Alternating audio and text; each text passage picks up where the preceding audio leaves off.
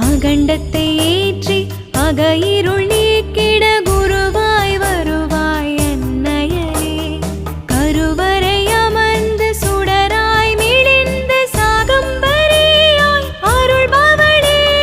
தக தக தகவென்று தங்கத்தில் ஜொலித்து அகிலம் காக்கும் பங்காரம்மா. மஞ்சள் காப்பினில் மங்களம் அருளும் மரகத வடிவே